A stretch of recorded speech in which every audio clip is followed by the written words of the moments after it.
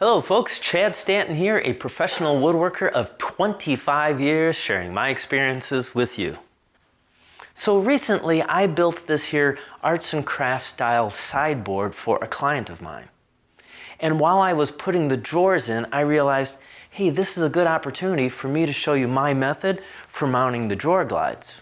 Now I know what some of you are going to say, Chad, I can just buy a drawer glide jig that will assist me in doing that. And yeah, that's true, but unless you're doing drawers on a regular basis, you may not want to spend the money for that jig. And if that's the case, well, I can show you how to do it with 3 easy scrap pieces of wood that's probably laying around your shop. Here's my sideboard so far, and you can see I started putting the drawers in, which then will get a drawer front to cover up the glides and that. And as I was doing this, I realized that this is a great opportunity for me to share with you how I do my layout and placement of the glides where I don't have to do any measuring. Now, with that being said, there is some preliminary measuring I have to do.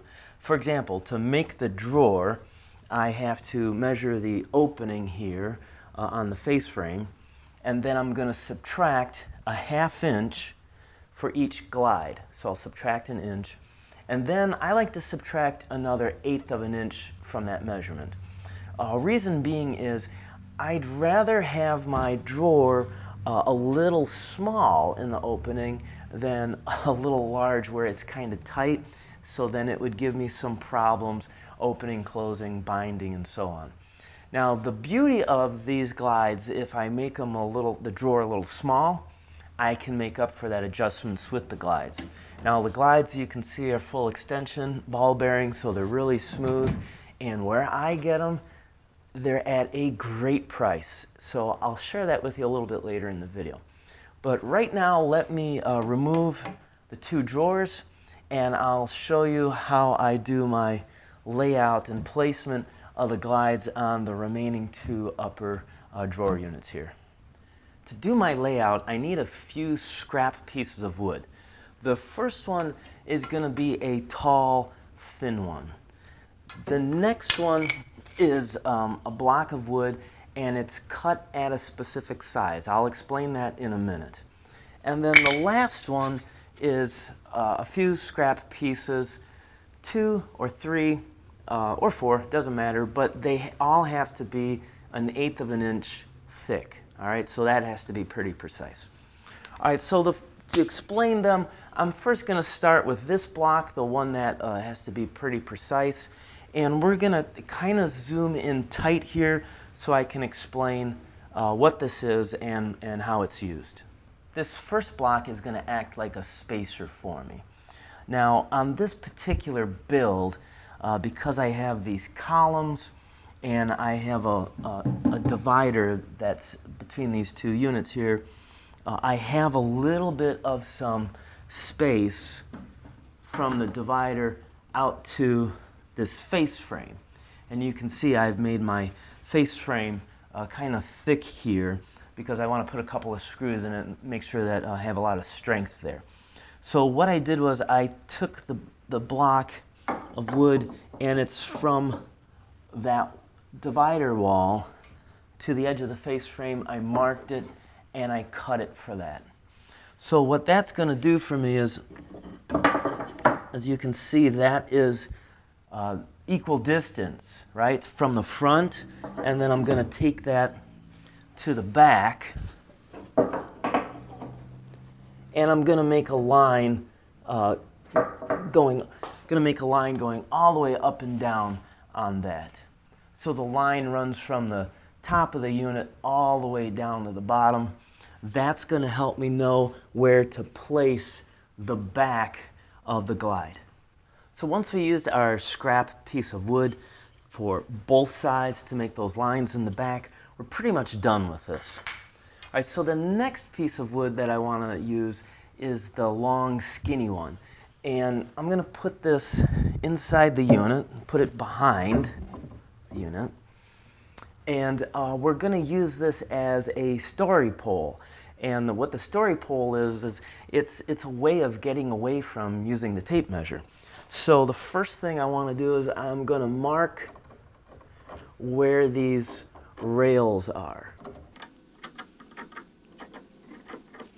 Now, just so I don't have any confusion on some of the lines, I'll bring them up and I'll just kind of fill this in a little bit.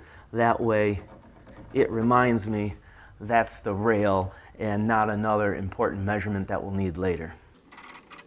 Okay, now let's, before I take this out, let's put an arrow on this so we know what's up and what's down on it. All right, so now I'm going to take this out and we're going to go to the bench and I'm going to show you how I make my marks for where the glides will be.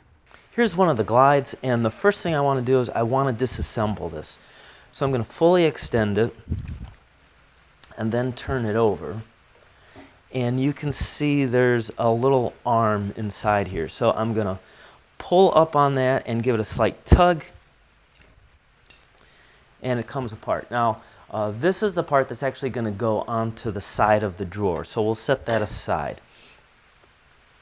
All right, now there's a couple of holes on the back side that we're going to need to use. We're eventually going to wind up attaching both the first hole and the second hole. I'm going to use the first hole for our layout on it. But the second hole is actually where our first screw is going to go into. I'll explain that more as we go through the process. So let me get my story pole back in here and lay it out. Just like on the sideboard, you can see that the story pole here is showing the different sizes of the drawers. The drawers gradually get bigger as they go down. Now, if you want to be real precise and have your glide in the exact place every time, you could set a pair of dividers and mark them so that the glide is the same distance up from each one of our rails. But in my case, I'm not too worried. I'm just going to place it on here. I don't want it on the rail, but the distance above it, I'm just going to split it so it's aesthetically pleasing for me. So let me zoom in a little bit tighter now and show you the two marks that I make. Once again, just a reminder, this is the top rail, this is the first rail, so I have my glide on there. And the first mark that I want to make is the bottom of the glide. The next mark is I want to mark that hole where the screw will be. So I have to move this arm forward a little bit to reveal the hole, and then with this marker I'll go in and shade that out. Okay, so it looks something like that. And then just so I don't get confused with my different lines, like I'll write BTM for bottom on it, and then I'll take a square and I'm going to run a line going across for where that screw hole is. Oops.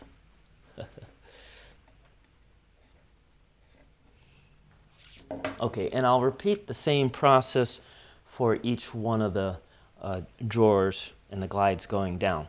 Oh, by the way, if you're wondering what this marker is I'm using, it's a permanent marker. My friend Alfonso gave this to me. It's by Pica, I think that's how you say the name. And it's a nice marker. As you can see, it's called a deep hole marker. It comes to this real nice fine point, especially if you have to get down deep and narrow in the places. It works perfect for these glides. So if you're interested in this, I'll have a link below in the description. And just one more time, I just wanted to show you how I have my layout lines for each drawer going all the way down. All right, now let's take our story pole and go back to the sideboard, and we're going to transfer these marks onto the unit.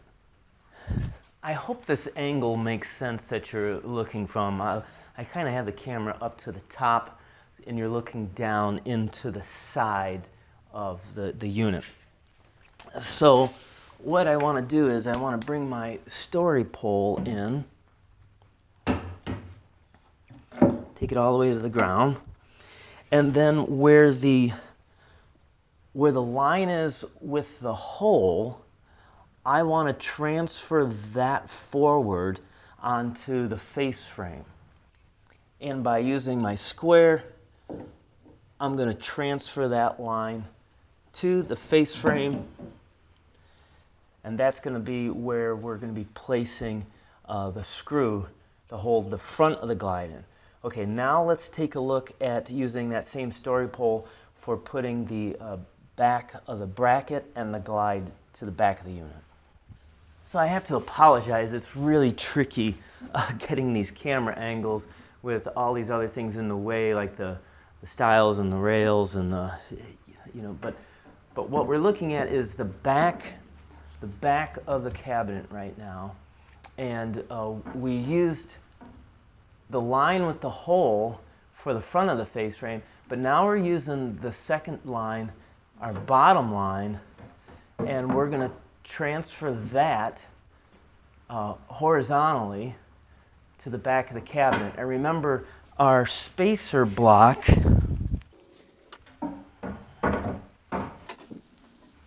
that we used earlier, well, that got us the proper distance away from the side. So just a reminder, spacer block and then the story pole. Okay, now we're going to start putting the glides on. Just to review one more time, our line on the front here, this is where we're going to put the screw and attach it to the face frame. Our bracket in the back, our horizontal line goes to the bottom of the bracket, and the vertical line goes to the back of the bracket. All right. Now I'm just going to take the glide, and remember I told you my drawer is going to be a little bit small? Well, on the back side of the glide here at that second hole, you'll see this is a tab, and I'm just going to bend the tab out some. I don't know if you can see that, but that's going to allow me to make up any kind of small gap in fitting the drawer to the glide. Okay, I'm going to start putting the glide into the back bracket, and then I like to take that scrap piece of wood that we had before, and I'm going to push the glide in until the block of wood becomes flush with the face frame. So now this allows it to be perfectly lined up. Okay, and then I'm going to pull this forward a little so I can see the second hole, and as I look through it, I'm going to sight that hole so our line on the face frame splits it right in the middle, and then I'm going to pre-drill a hole for it. Now when I put the screw in, I like to use a manual screwdriver. I certainly don't want to strip out that hole and have this screw come loose. So let me do that for both of these sides, and then we're going to put the other arms in, and I'm going to show you how we set the drawer to get our good spacing. First thing I have to do is I have to put the extension back into the glide. Now I told you this is going to be going onto the side of the drawer, but I actually mount them with them in the glide. So line that up. If it seems like it's resisting and binding on you, don't force it, or you'll have all those little ball bearings in there all over the floor. So just they go together pretty easy, but again, if it goes in crooked, don't force it. All right, the next thing I'm going to do is I'm going to pull these out a little bit, and you can see that there's two extensions on this, so I'm going to make sure that the second one stays inside and just pull the first one out. Now I'm going to take my drawer and put it in. Let's see, that's the back.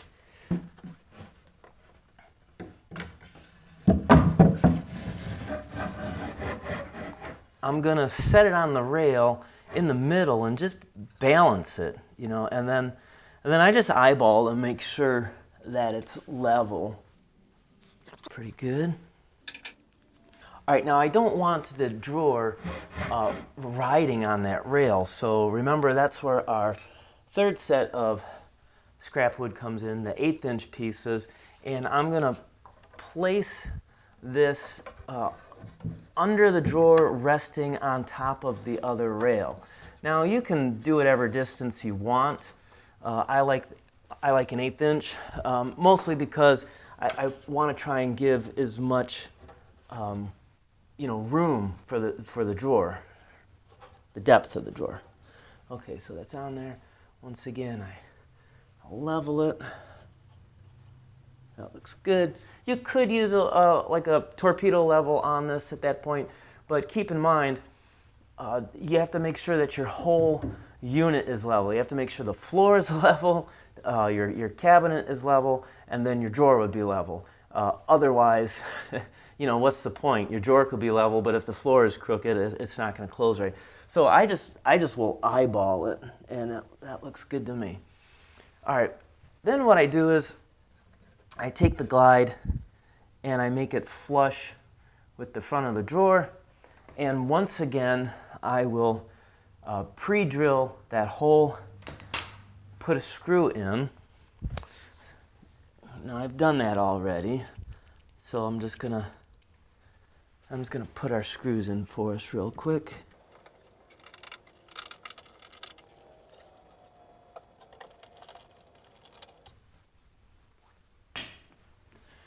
With the first screws in, I'll pull it out farther. See, now I dropped those shims. So let me put them back up underneath there.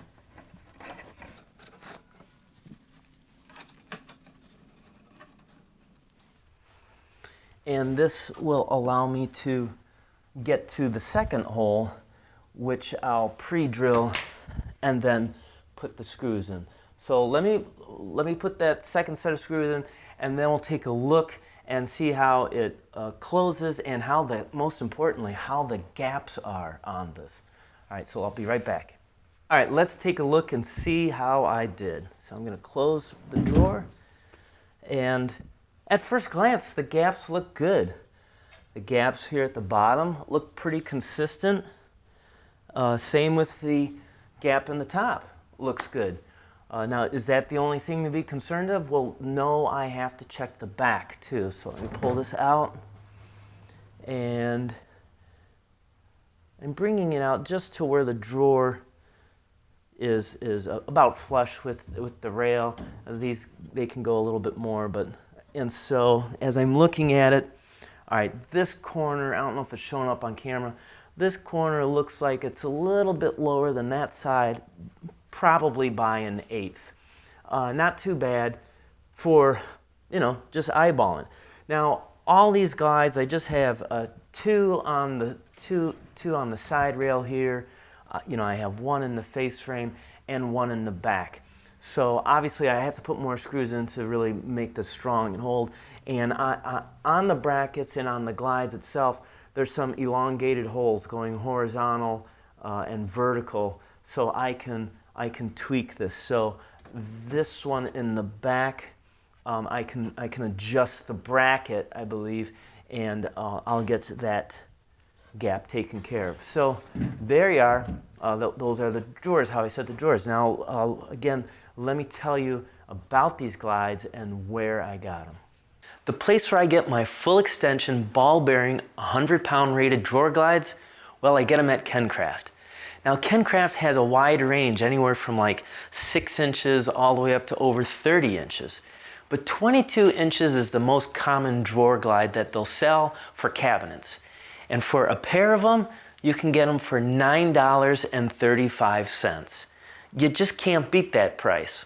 So if that's something you're interested in, or if you're looking for other woodworking accessories or even wood, check out their website down below. They can ship it all right to your door. Now, I am just curious, and of course I'm always willing to learn too. So if you have a drawer glide jig out there that you use and would recommend, well, let me know below in the comments. I certainly would like to check it out and see how well it performs. Also too, if you don't already know, we offer a free monthly newsletter. You can sign up to that link below. And I just updated the website, so go ahead and check that out for free blogs, videos, ideas, and more to help you advance your woodworking. And of course, if you have any questions, feel free to write me at woodchoppingtime woodworker@gmail.com, because my whole goal is to make you a better woodworker. Thanks so much for watching, and until next time, keep on dancing.